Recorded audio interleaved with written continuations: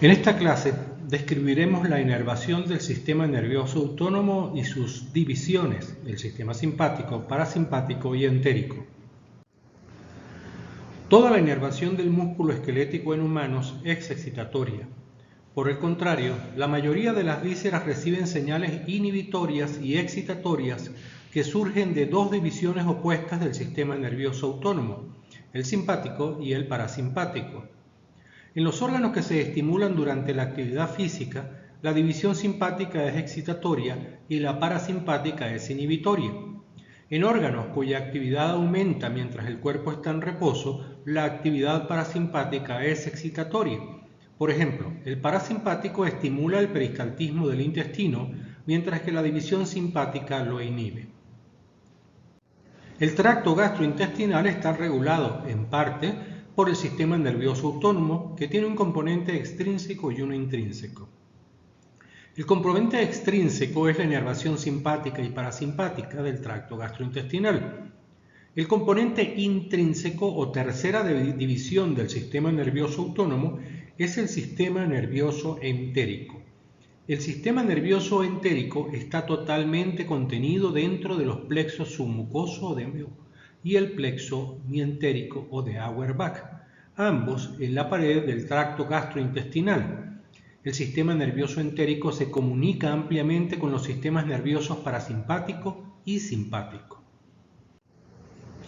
La inervación parasimpática es suministrada por el vago y el nervio pélvico.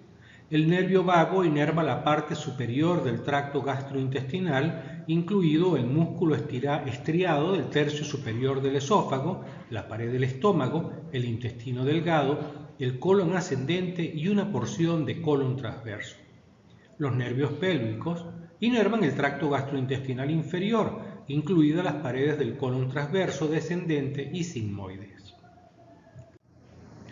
Las neuronas preganglionares parasimpáticas se originan en el tallo encefálico y la médula espinal sacra y tienen largas fibras preganglionares que hacen sinapsis en los ganglios ubicados en las paredes de los órganos, en los plexos mientéricos y submucosos. La información transmitida desde el parasimpático se coordina en estos plexos y luego son retransmitidos al músculo liso, al sistema endocrino y a las células secretoras. Las neuronas postganglionares del parasimpático se clasifican como colinérgicas o peptidérgicas. Las neuronas colinérgicas liberan acetilcolina como neurotransmisor, en tanto que las neuronas peptidérgicas liberan uno de varios péptidos, por ejemplo, sustancia P o péptido intestinal vasoactivo. El neurotransmisor primario, tanto de las fibras preganglionares como postganglionares, es la acetilcolina, pero los receptores colinérgicos preganglionares son de tipo nicotínico y los postganglionares de tipo muscarínico. En el diagrama pueden ver entonces la fibra preganglionar que libera acetilcolina y su receptor nicotínico N2, y la fibra postganglionar que también libera acetilcolina, pero cuyo receptor es de tipo muscarínico. Los receptores nicotínicos son canales de iones activados por acetilcolina o nicotina. Cuando se activan, se vuelven permeables al sodio y al potasio. De esta manera, la transmisión nicotínica, desencadenada por la estimulación de las neuronas preganglionares, conduce a la rápida despolarización de las neuronas postganglionares. Las neuronas parasimpáticas postganglionares actúan a través de receptores muscarínicos de acetilcolina. Los receptores muscarínicos son receptores acoplados a proteína G que actúan por varios mecanismos. Primero, estimulan la hidrólisis de la fosfoinositida. Por lo tanto, aumentan los niveles de calcio intracelular y activan la proteína quinasa C. Segundo, inhiben la adenilciclasa y así disminuyen los niveles de AMP cíclico. Y tercero, modulan directamente los canales de potasio. Debido a que están mediados por segundos mensajeros, las respuestas muscarínicas son lentas y prolongadas, a diferencia de los receptores nicotínicos. En la página 54 del libro de Fisiología Humana de Walter Borón, pueden ver una excelente ilustración del mecanismo de acción de estos receptores acoplados a proteína G. El nervio vago es un nervio mixto, en el que el 75% de las fibras son aferentes y el 25% eferentes. Las fibras aferentes transmiten información sensorial al sistema nervioso central desde mecanorreceptores, osmoreceptores y quimioreceptores ubicados en la pared del tracto gastrointestinal. Estos receptores desencadenan reflejos cuya rama eferente también está en el nervio vago. Tales reflejos, en los que las vías aferente y eferente están contenidas en el nervio vago, se denominan vagovagales. Rogelio, de 38 años, agricultor, ingirió accidentalmente una pequeña cantidad de roxión, un órgano fosforado con actividad acaricida e insecticida. Poco después presenta celorrea, vómitos, dolor abdominal, diarrea, abundantes secreciones bronquiales y disnea. ¿Podría explicar la fisiopatología de los síntomas gastrointestinales? Los cuerpos celulares de las células preganglionares o neuronas motoras simpáticas se encuentran entre los niveles T1 a L3 de la médula espinal. Las fibras preganglionares del sistema nervioso simpático son más cortas que las del parasimpático y hacen sinapsis en ganglios prevertebrales ubicados en las adyacencias de las arterias que le dan su nombre. 4 ganglios simpáticos se relacionan con el tracto gastrointestinal: celíaco, mesentérico superior, mesentérico inferior e hipogástrico. Las fibras preganglionares mielinizadas liberan acetilcolina que estimulan receptores nicotínicos. Las fibras nerviosas postganglionares que liberan norepinefrina hacen sinapsis en los plexos mientérico y submucoso o directamente inervan el músculo liso, células endocrinas y secretoras. Cerca del 50% de las fibras nerviosas simpáticas son aferentes y 50% son eferentes. La información sensorial y motora se transmite de un lado a otro entre el tubo digestivo y el sistema nervioso central, coordinada por el plexo submucoso y mientérico. La estructura de una sinapsis autonómica difiere del modelo de sinapsis en el sistema nervioso central. Los axones postganglionares autonómicos terminan en una serie de varicosidades. Sus extremos distales, cada uno contiene vesículas llenas de neurotransmisón. Los extremos ramificados del axón se encuentran a través de la superficie del tejido inervado, pero la membrana de dichos tejidos no posee grupos de receptores de neurotransmisores en sitios específicos que hagan sinapsis, sino que el neurotransmisor simplemente se libera en el líquido intersticial y difunde a donde quiera que se encuentren los receptores.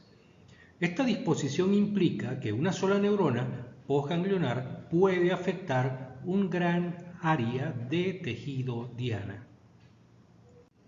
La tercera división del sistema nervioso autónomo es el sistema nervioso entérico, ya lo hemos dicho. El sistema nervioso entérico es un conjunto de plexos nerviosos del tracto gastrointestinal que reciben información tanto del simpático como del parasimpático. El sistema nervioso entérico contiene más de 100 millones de neuronas que incluyen neuronas aferentes, interneuronas, neuronas parasimpáticas postganglionares y eferentes.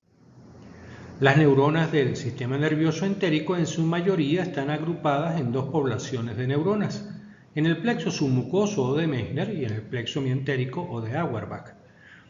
El plexo de Meissner se encuentra solo en la submucosa del intestino delgado y grueso.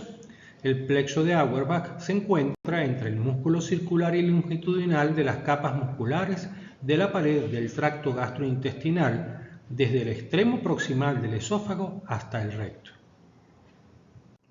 Las conexiones interneuronales del sistema nervioso entérico se muestran en este esquema de manera simplificada.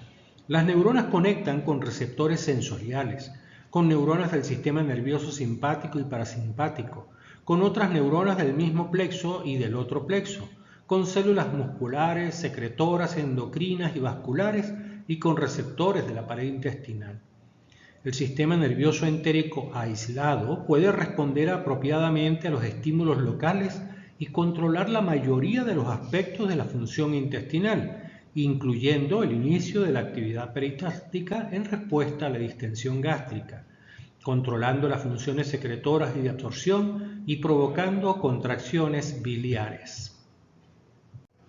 Las neuronas del sistema entérico utilizan gran variedad de neurotransmisores, péptidos y aminas bioactivas para conectarse, como serotonina, péptido intestinal vasoactivo, colecistoquinina, óxido nítrico, somatostatina, encefalina, péptidos liberadores de gastrina, neuropéptido y otros tantos. Los reflejos que se originan dentro del sistema nervioso entérico y se integran allí sin que participen otros centros nerviosos se llaman reflejos cortos. El plexo submucoso contiene neuronas sensoriales que reciben señales desde la luz intestinal. La red del sistema nervioso entérico integra esta información sensorial y luego inicia respuestas. El plexo submucoso controla la secreción de las células epiteliales. Las neuronas del plexo mientérico en la muscular externa influyen sobre la motilidad. Aunque el sistema nervioso entérico puede trabajar de forma aislada, también envía información sensorial al sistema nervioso central y recibe información del sistema nervioso central a través de las neuronas autónomas. En este caso se habla de reflejos largos. El aparato digestivo, este tipo de reflejos puede originarse en el tracto gastrointestinal o fuera de él. Se habla de reflejos cefálicos cuando se originan en el cerebro. Un ejemplo de este tipo de reflejos son las respuestas de salivación y movimientos gástricos al oler o ver un alimento apetitoso. Como será costumbre en estas clases, se les enviará un archivo anexo con un cuestionario que permite repasar esta clase.